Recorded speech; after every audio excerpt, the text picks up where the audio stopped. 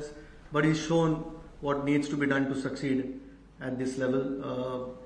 Needless to say, even Rohit, he's been a leader over the last couple of years since he started leading the test matches. It's a new cycle, so it's an opportunity to build something for us as well. But there's no doubt. That's why I think we've got to show them the respect that they've earned instead of speculating too many things. It's sometimes a personal call with players, and we've got to respect that. And like I said, their performances over the years have shown the amount of games that they've won for India. It's someone else's chance now, but there's no doubt we'll miss them. All three of them, and Shami really. He's again in Test cricket. He's been incredible. So 4 guys like that not being part of your squad is going to make it a little bit tougher, but it's an opportunity for other guys. Hi, Ajit. What's the status of Bumrah? Is he fit for all the 5? What's the status of Bumrah? Is he available for all the 5 games, or what's the workload transfer going forward? I don't think he'll be available for all 5 tests. As far as, again, the physios and the doctors have told us, whether it's 4 or 3, I think we'll see how the series goes and how his body can take the workload. Needless to say, how important he is. So even if he's fit for whether it's 3 or 4 tests, I think he's going to win us a few test matches here. So we're just glad that he's fit, and that little setback that he had in Australia wasn't too bad, and he's back playing. We've seen, I know it's T20 cricket at the moment, but we've seen what he's doing in the IPL. So we're just happy that he's part of the squad.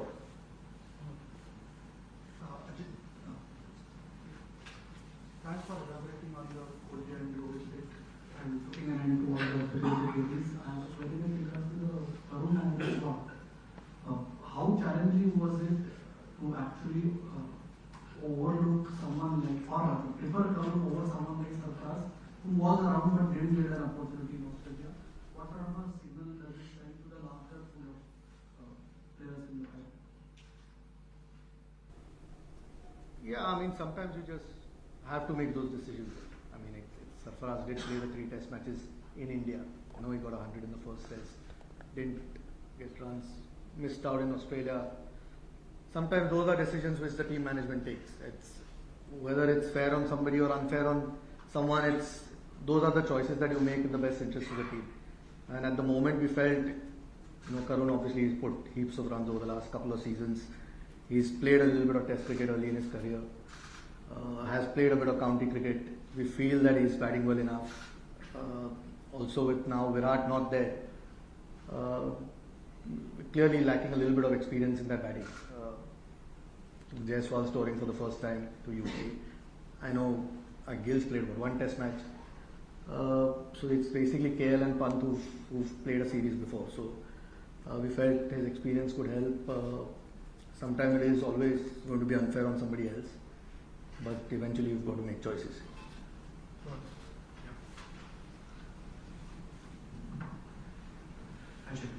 You do have 2 senior players in the squad, 3 senior players. You have Gale, Bumrah, Ravindra Jadeja. Were there any conversations, especially with Rahul as well as Bumrah, considering they have captain in there? तो team India का ऐलान कर दिया गया है। Test team का team India का ऐलान किया। दरअसल अगले महीने ये दौरा शुरू होने वाला है, इंग्लैंड दौरा, उसके लिए टीम इंडिया का ऐलान किया गया है। और ख़ास बात यह है कि इस बार युवा खिलाड़ी शुभमन गिल को भारतीय टीम की कमान सौंपी गई है। हालांकि 2-3 नाम चल रहे थे कैप्टनसी की रेस में, इसमें शुभमन गिल का नाम था, ऋषभ पंत का नाम, केएल राहुल का नाम भी हालांकि इस बीच में चल रहा था। लेकिन एक तरह से अगर हम देखें बीसीसीआई को, तो बीसीसीआई ने इसमें शुभमन गिल को तरजीह दी है। शुभमन गिल एक युवा खिलाड़ी जो कि लगातार कंसिस्टेंटली परफॉर्म कर रहे हैं, चाहे वनडे हो, टेस्ट क्रिकेट हो या T20 हो, उसमें लगातार खुद को साबित किया है शुभमन गिल ने, और उनमें भविष्य का कप्तान देख रही है बीसीसीआई। इसीलिए शुभमन गिल को फिलहाल मौका दिया गया है और शुभमन गिल को टेस्ट टीम का कप्तान बनाया गया है। अभी हाल ही में रोहित शर्मा और विराट कोहली दोनों ने टेस्ट टीम से संन्यास लिया था। और उसके बाद से लगातार हम देख रहे थे कि तलाश शुरू हो गई थी कि कौन है ऐसा शख्स जो भारत की टेस्ट टीम की कमान को संभाले। तो ऐसे में 2-3 नाम चल रहे थे, हालांकि केएल राहुल का नाम भी था, लेकिन उनका जो इनकंसिस्टेंट परफॉर्मेंस है वो कहीं ना कहीं मुझे लगता है कि इस राह में आड़े आया होगा। लेकिन शुभमन गिल के तौर पर एक परफेक्ट सिलेक्शन किया गया है बीसीसीआई की तरफ से। आप देख रहे हैं प्रेस कॉन्फ्रेंस, बीसीसीआई के सिलेक्शन कमेटी के चेयरमैन हैं अजीत अगरकर, वो प्रेस कॉन्फ्रेंस कर रहे हैं। शुभमन गिल की अगर मैं बात करूं तो 32 टेस्ट मैचों का अनुभव है उनके पास और 5 centuries 7 half centuries Shubman Gill अपने टेस्ट करियर में लगा चुके हैं। वनडे के स्टैट्स उनके शानदार हैं। उप कप्तान के तौर पर ऋषभ पंत को जिम्मेदारी दी गई है, यानी कि शुभमन गिल के वाइस बनाया गया है ऋषभ पंत को। इसके अलावा इंग्लैंड जाने के लिए जो टीम है उसमें वॉशिंगटन सुंदर को शामिल किया गया है, केएल राहुल को टीम में जगह दी गई है, करुण नायर टीम में शामिल किए गए हैं। तो ये वो खिलाड़ी हैं जो अब इंग्लैंड में भारत का प्रतिनिधित्व करेंगे, लेकिन टीम की कमान शुभमन गिल को सौंपी गई है। उसी से रिलेटेड ये प्रेस कॉन्फ्रेंस इस वक्त चल रही है। Karun Nair is a performer in Ranji Trophy, right? So he's part of that. There's a Jaiswal, there's a Dhruv Jurel, who's already part of that 18, who are going to be in the test team. So someone's bound to miss out. It was unfortunate. Even in Australia when he went, I understand he didn't get a chance. But then KL Rahul went because he needed some game time before the test series. Yeah, but only 11 can play. So someone will have to sit out at point, at some stage. I wish we could play 18, but we can't. Now if you start picking on players through the history, there'll be about 1 million players who've missed out. It's not intentional that you're keeping somebody out, but you're trying to pick the best possible players for that particular game or that series that you want to, and someone's going to miss out, like I say. Now if you keep picking on names, it is never going to be a conversation starter anywhere, because there'll always be, even when we pick 18, there's somebody who's missing out. Do those 18 guys who've been picked not deserve to be there? That's the question you need to answer. Yeah, Ajit, the test match was the first week of January. Kohli and Rohit retired about 4 months later. Do you think any selection committee will be comfortable with senior players taking calls, with your selected team for a 5-test series? I think they had an idea that they're not going to be going this way. The mates said they're not going to be picked. They were not going to be picked? Yeah. I don't know. You might know, because I don't. Because again, retirement, playing not. With senior players taking calls, just before the team was going to be selected. 4 months gap after the last. I mean, when somebody takes a call, is not up to me. Eventually, like I said, they reached out and I had a conversation with them. So whether somebody decides to retire or doesn't decide to retire, it's a personal call. Even if you're going to pick someone or not pick somebody, you're not going to ask that guy to retire. It's a personal call. And you have been better positioned to form a team. Call it come much earlier.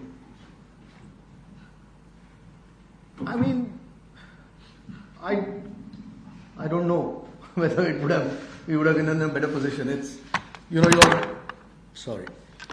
you're still. It's a new WTC cycle, so you're looking at all sorts of scenarios over the next 2 years.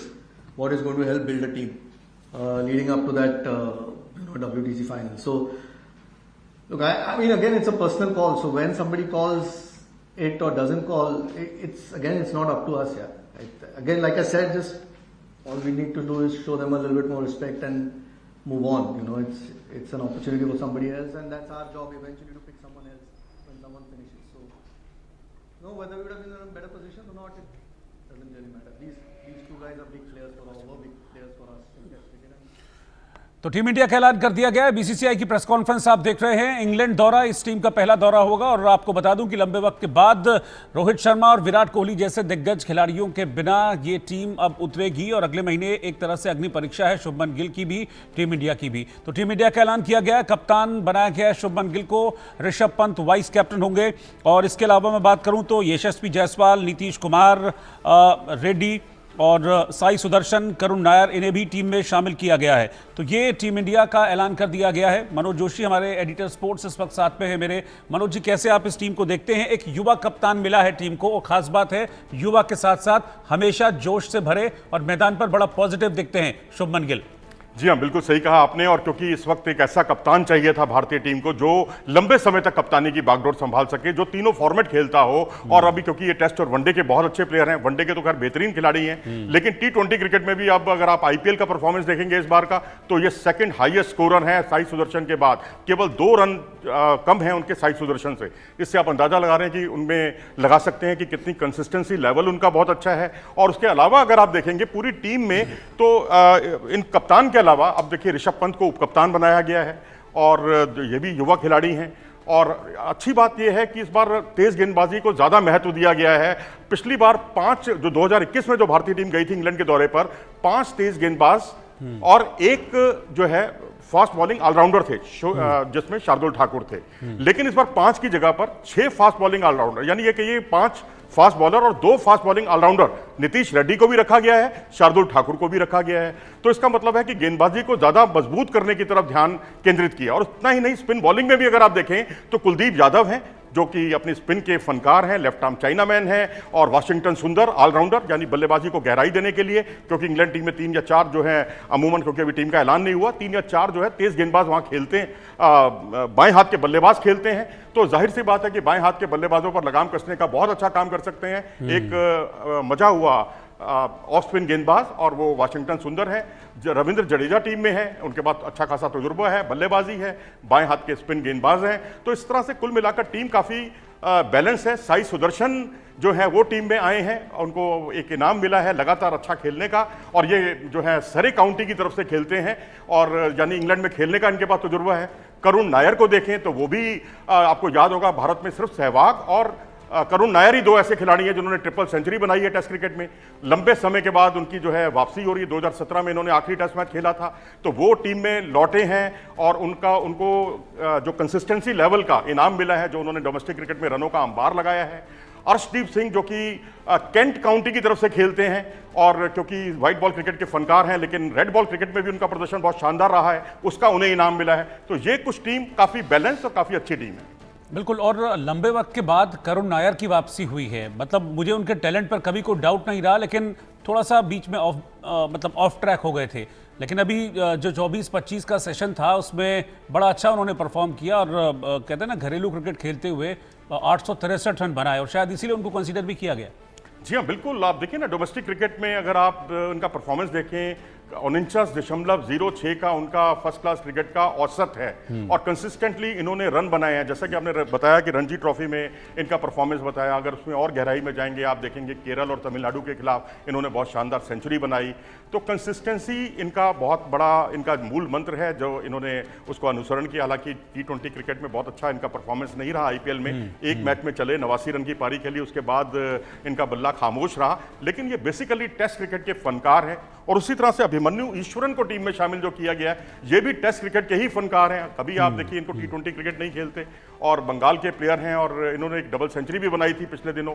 तो rest of India की तरफ से खेलते हुए मुंबई के खिलाफ, तो ईरानी trophy हो, रणजी ट्रॉफी हो, दिलीप ट्रॉफी में तो उनका परफॉर्मेंस और भी अच्छा रहा है। और ये एक ऐसा खिलाड़ी है जिस पर कभी टीम इंडिया का भरोसा नहीं रहा। ऑस्ट्रेलिया गए थे ये बॉर्डर गावस्कर ट्रॉफी, आपको याद होगा, तब भी 18 की टीम में इनको बुलाया गया था, इनको बुलावा आया था उसका। तो इंग्लैंड गए थे तो अभी इनको बुलावा आया था, लेकिन उसके बावजूद जो है एक मौके पर तो इनको इनके होते हुए सूर्य कुमार यादव को बुला लिया गया, और वहाँ 2 प्लेयरों को कुल मिलाकर बुलाया गया था। तो अब इसका मतलब है उन पर अगर भरोसा जताया गया है, हाँ। तो एक तीसरे ओपनर की कमी की भरपाई करते हुए आपको दिखाई देंगे। ठीक है मनोज जी, बहुत बहुत शुक्रिया आपका साथ में जुड़ने के लिए। टीम इंडिया का ऐलान कर दिया गया है। 18 सदस्यीय क्रू है जो अब इंग्लैंड के दौरे पर जाएगा। 20 तारीख से सीरीज शुरू होने वाली है। फटाफट मैं नाम पढ़ देता हूं आपके सामने, फिर ब्रेक लूंगा। शुभमन गिल को कप्तान बनाया गया है। ऋषभ पंत विकेट कीपर हैं और वाइस कैप्टन रहेंगे। इसके अलावा यशस्वी जायसवाल, KL राहुल, साई सुदर्शन, अभिमन्यु ईश्वरन, करुण नायर, नीतीश रेड्डी, रविंद्र जडेजा, ध्रुव जुरेल, वाशिंगटन सुंदर, शार्दुल ठाकुर, जसप्रीत बुमराह, मोहम्मद सिराज, P कृष्णा, आकाशदीप, अर्शदीप और कुलदीप यादव। ये टीम इंडिया का स्क्वाड है जो अगले महीने यानी कि जून में इंग्लैंड से लोहा लेगा बिना विराट और रोहित के। देखते हैं कैसी परफॉर्मेंस रहती है टीम इंडिया की इस नई युवा टीम की, जिसकी कमान भी अब एक युवा 25 साल के खिलाड़ी के हाथों में दी गई। एक छोटा सा ब्रेक ले रहे हैं।